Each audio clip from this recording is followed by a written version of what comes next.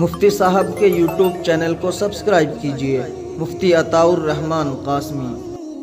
بسم اللہ الرحمن الرحیم، حامدا و مصلیا اما بعد۔ معزز سامعین کرام، آج آپ حضرات کو دین اسلام کے ایک خوبصورت واقعے سے روشناس کراتا ہوں۔ اصل میں آپ نے نہیں سنا ہوگا کہ پوری دنیا کے اندر 150-60 سال بعد بھی اگر کسی کی قبر کو دوبارہ کھودا گیا ہو کسی وجہ سے، یا آپ دیکھتے ہیں کہ قبرستان میں جب کسی کی قبر کھودی جاتی ہے تو اس سے صرف ہڈیاں نکلتی ہیں، اس کے علاوہ کچھ نہیں ہوتا ہے۔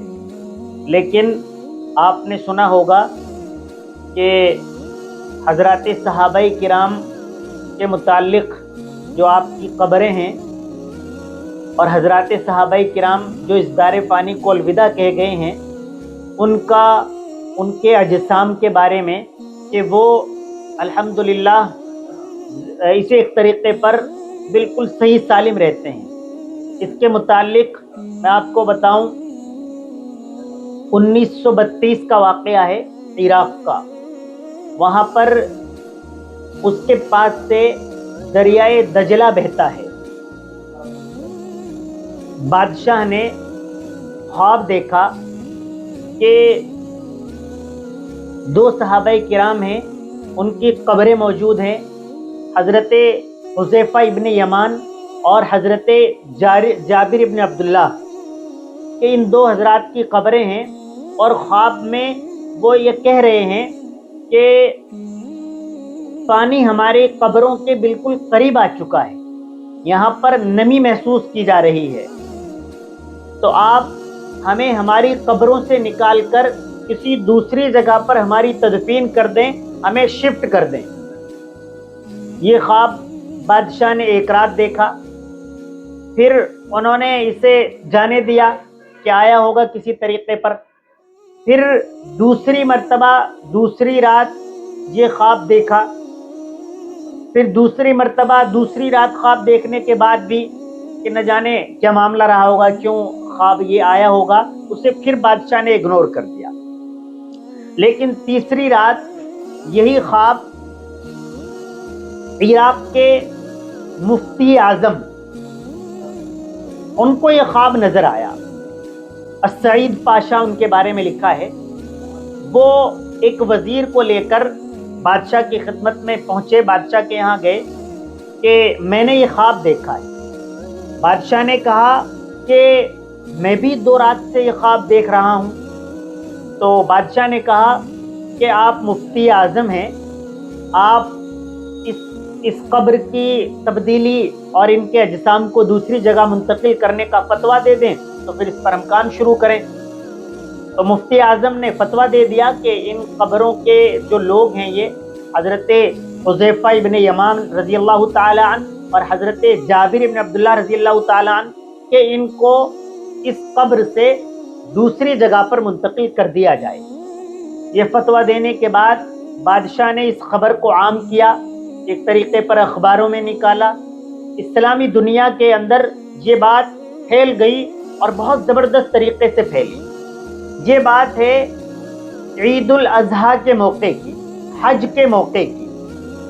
بادشاہ نے اعلان کرا دیا کہ عید کے 2 دنوں کے بعد یہ کام عمل میں لایا جائے گا، یہ قبر یہاں سے ان حضرات کو منتقل کیا جائے گا۔ یہ خبر مکۃ المکرمہ مدینہ المنورہ پہنچی، تو وہاں پر کافی لوگ اس وقت حج کے موقع پر حج کے لیے تشریف لائے ہوئے تھے۔ تو ان لوگوں نے کہا کہ اپنی درخواست بھیجی ایک طریقے پر کہ آپ اس تاریخ کو تھوڑا آگے بڑھا دیں، تاکہ جو لوگ حج پر آئے ہوئے ہیں یہ لوگ بھی اس منظر کو دیکھ سکیں، یہ لوگ بھی شرکت کر سکیں۔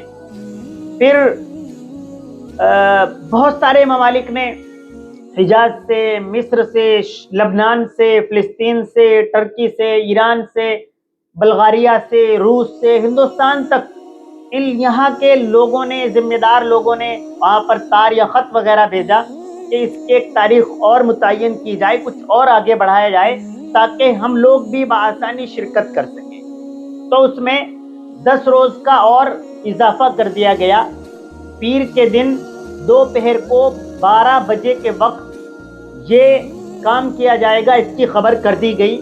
تمام لوگ وہاں پر پہنچ گئے، شاہ فیصل بھی وہاں پر پہنچ گئے، اور پھر قبر کو کھولا گیا۔ قبر کو کھولنے کے بعد ایک کرین کے ذریعے ان اجسام کو نکالا گیا اور ایک شیشے کے تابوت کے اندر ان کو رکھا گیا۔ اس میں تمام لوگوں نے شرکت کی۔ جو ٹرکی سے جمہوریہ کے لوگ آئے ہوئے تھے انہوں نے، مصر کے ولی عہد نے، اور دیگر جو بھی ذمہ دار لوگ تھے انہوں نے اس میں شرکت کی، یعنی ادھر سے ادھر رکھنے میں اور منتقل کرنے میں۔ تو اصل میں میرا جو کہنے کا مقصد ہے اس کے اندر، اس وقت جو منظر دیکھا گیا تھا وہ منظر بڑا خوبصورت منظر تھا۔ آپ نہیں کہہ سکتے کہ کوئی 20-30-50 سال کے بعد بھی کوئی آدمی صحیح سالم پورا کا پورا باقی رہ سکتا ہے۔ اور اس وقت لوگوں نے اپنی آنکھوں سے دیکھا کہ 1300 سال قبل جن شخصیات کو دفن کیا گیا تھا، قبر کے اندر ان کی تدفین کی گئی تھی، وہ آج اس طریقے پر موجود ہوں کہ جیسے ابھی 3-4 گھنٹے قبل ہی ان کی تدفین ہوئی ہو۔ ان کا جسم بالکل صحیح سالم موجود تھا، اور ریش مبارک، داڑھی بہت خوبصورت پیاری نظر آ رہی تھی، اور چہرہ حشاش بشاش نظر آ رہا تھا۔ آنکھیں کھلی ہوئی، اور آنکھوں کے اندر ایسی چمک تھی کہ جیسے انسان اپنی آنکھیں دوسرے سامنے والے شخص کی نظر سے نظر ملا لیتا ہے، ایسے وہاں نظر سے نظر ملانا مشکل ہو رہا تھا، اتنی چمک ان حضرات کی آنکھوں کے اندر موجود تھی۔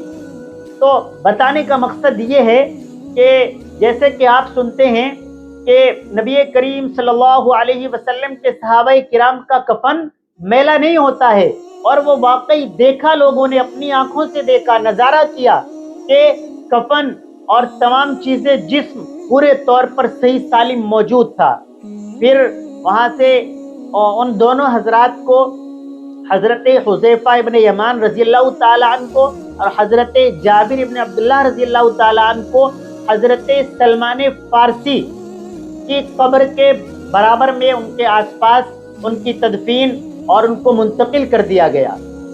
تو آپ حضرات جو محبت کرنے والے ہیں نبی کریم صلی اللہ علیہ وسلم سے اور حضرات صحابہ کرام سے، وہ اس پر غور کر سکتے ہیں کہ وہ کفن میلا نہیں ہوا تھا، اس جسم کو مٹی نے نہیں کھایا تھا، اس جسم کو مٹی کے کیڑوں نے چھوا تک نہیں تھا، اس جسم کو کسی طریقے پر ایسی ایذا نہیں پہنچی تھی جس سے جسم کے اندر کہیں بھی کوئی تکلیف پہنچ گئی ہو، کسی جانور نے کوئی گوشت کھا لیا ہو، کسی ہڈی کو نقصان پہنچا دیا ہو۔ جیسا کہ میں نے عرض کیا، یہاں تک کہ ریش مبارک بہت خوبصورت انداز میں موجود